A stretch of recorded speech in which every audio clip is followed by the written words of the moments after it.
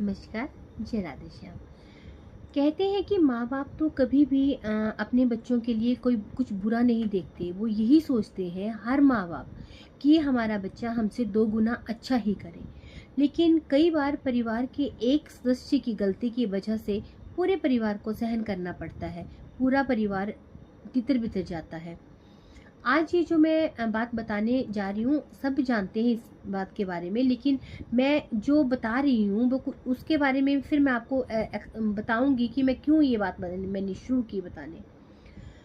जब केकई माँ ने राजा दशरथ से कहा कि उन्हें जो उन 2 वरदान मिले थे उनके बदले उनको राम भगवान का वनवास चाहिए और भरत को राजगद्दी चाहिए। तो राजा दशरथ जो है वो ये बात सहन नहीं कर पाए, क्योंकि जो राम भगवान थे वो राजा दशरथ के ज्येष्ठ पुत्र थे। लेकिन उन्होंने उस इस बात को इतना मन में लगा लिया कि वो बहुत दुखी हुए और वो शायद उसके बाद वो उठ ही ना पाए। जैसे सभी जानते हैं कि उसके बाद उनका देहांत हो गया था। लेकिन केकई माँ ने तो अपना देखा ना, और वो उनसे विधि के विधान ने करवाया। उन्होंने ये नहीं सोचा था कि इतना भयंकर परिणाम इस चीज का हो सकता है। जब केकई माँ ने ये वरदान मांगे तो राम भगवान तो चले गए वनवास काटने। साथ में माता सीता और लक्ष्मण जी गए। लेकिन वनवास मिला था सिर्फ राम भगवान को। साथ में कौन गए? सीता और लक्ष्मण। लेकिन लक्ष्मण को समझा बुझाकर भी वहां रखना चाहा, लेकिन वो नहीं माने। अब जब लक्ष्मण जी गए तो जो उनकी पत्नी थी माता उर्मिला, उनको कितना मतलब वियोग सहन करना पड़ा। विधि का विधान देखिए कि जितना वियोग सहन राम और सीता को करना पड़ा, उससे कहीं ज्यादा लक्ष्मण और उर्मिला को करना पड़ा।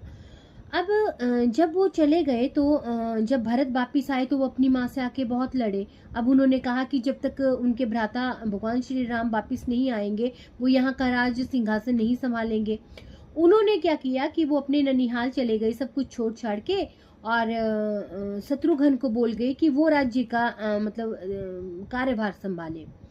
लेकिन कहते ये हैं कि भरत जी तो वहां चले गए, मांडवी जी पीछे राजमहल में रह गई।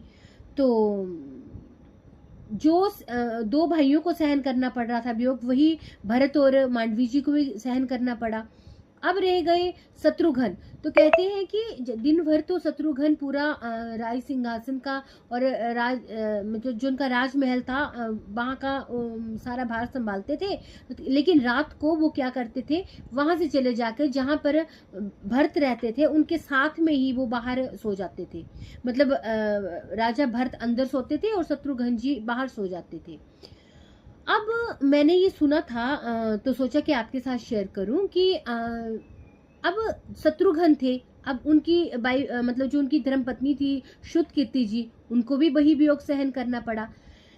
ये बोलने का तात्पर्य ये है कि ये चीज तो हर कोई जानता है, लेकिन मैं इसके पीछे जो मुझे अच्छा लगा कि मैं आपके साथ शेयर करूं, तो मैं ये शेयर करना चाहती हूँ कि भगवान जो थे ना वो तो अंतर्यामी होते हैं। अब राजा जनक की 4 पुत्रियां थी, चारों की चारों लाडलियां थी, और राजा जनक ने उनको बड़े प्यार से अच्छे संस्कार देके पाला था। अच्छे घराने में वो पैदा हुई।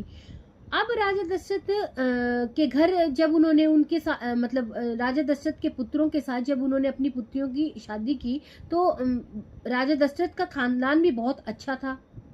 लेकिन जनाब सुख तो अपने कर्मों का है ना।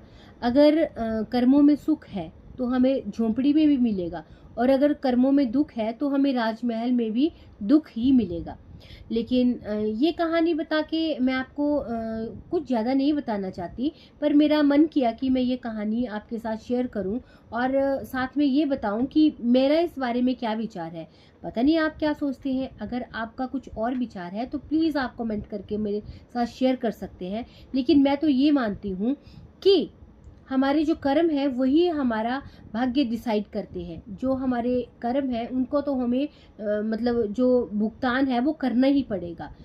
और बस एक ये बात करनी चाहिए कि अगर हम सुखी हैं तब भी भगवान का धन्यवाद करना चाहिए, और दुखी है तब भी भगवान का धन्यवाद करना चाहिए कि उसने हमें ये जो जिंदगी दी है, ये मानस जून दी है, इसमें हम बहुत सुखी हैं जो हम जी रहे हैं। कईयों को तो हमारे जैसा भी जीना मतलब नहीं मिलता है।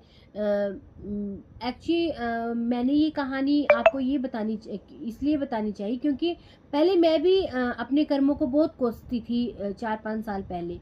लेकिन फिर मैंने धीरे धीरे जब लोगों के दुखों में दुखी होना सीखा, तो मुझे ये धीरे धीरे ज्ञात होने लगा कि मैं तो बहुत सुखी हूँ।